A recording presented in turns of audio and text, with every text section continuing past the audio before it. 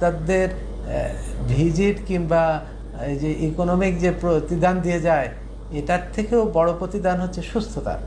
একটা রোগী সুস্থ হয়ে বাড়ি চলে গেল, ও টাকা না দিলেও আমার কোনো মনে ক্ষোভ থাকবে না।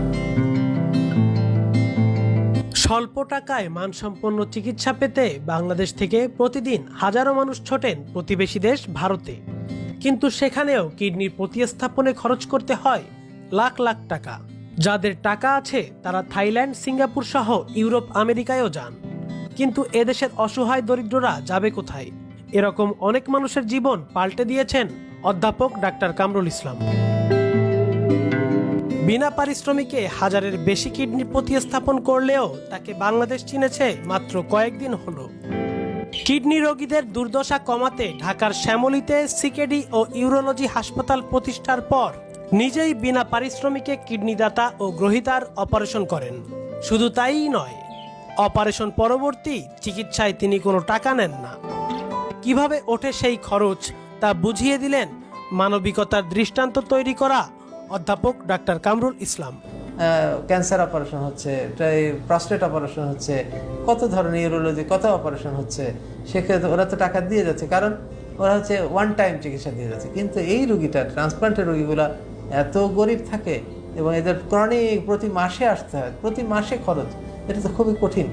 আমি ওদের যে টেস্টগুলি ফ্রি করি, প্রায় 3.5-4 লক্ষ টাকার টেস্ট ফ্রি হয় আমাদের এখানে, কিন্তু এই টাকা আমার খরচ হয় না।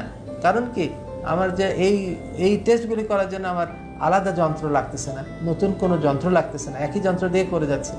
আমার আলাদা স্টাফ লাগতেছে না, তার জন্য আলাদা বেতন লাগতেছে না, আলাদা বাসা ভাড়া লাগতেছে না, কিন্তু প্রতিদান হিসাবে আমি কিন্তু প্রায় 3.5-4 লক্ষ টাকার টেস্ট ফ্রি করে দিচ্ছি।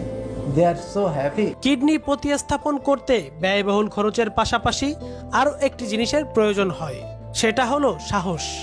সর্বস্তরের রোগীদের মনের ভয় ভেঙে জুগিয়েছেন আস্থা, আর সেটাকেই বড় সাফল্য বলে মনে করছেন এই চিকিৎসক। বোধহয় সিএনজি ড্রাইভারের ওয়াইফ, তার ইকোনমিক স্ট্যাটাস চিন্তা করেন, he is thinking of A transplant.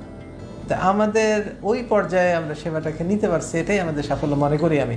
কারণ অ্যাফ্লুয়েন্ট সোসাইটিকে তো সার্ভ করাই যায়, কিন্তু ওই গ্রুপকে সার্ভ করা বেশ কঠিন। রোগীদের সেবায় নিবেদিত প্রাণ অধ্যাপক ডাক্তার কামরুল ইসলামের কিডনি প্রতিস্থাপনের সফলতার হার শতকরা 95%। মুক্তিযোদ্ধা বাবার অনুপ্রেরণায় পথ চলা শুরু।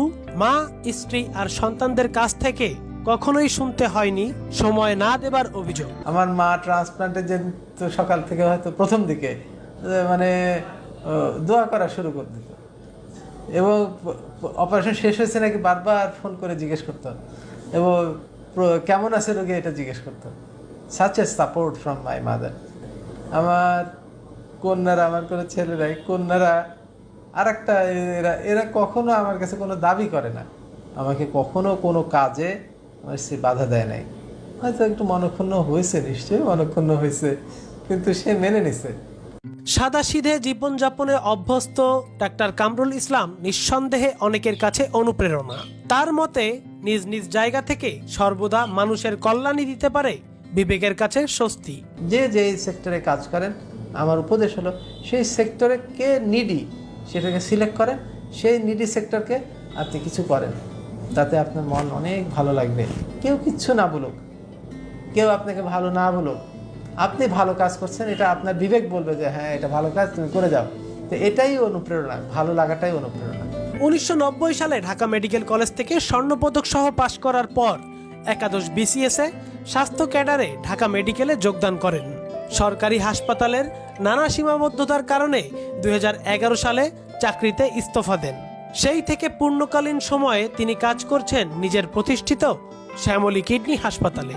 এমনকি মহামারী শুরুর পরও তিনি বন্ধ রাখেননি এই হাসপাতাল। আল হাসান রাকিব।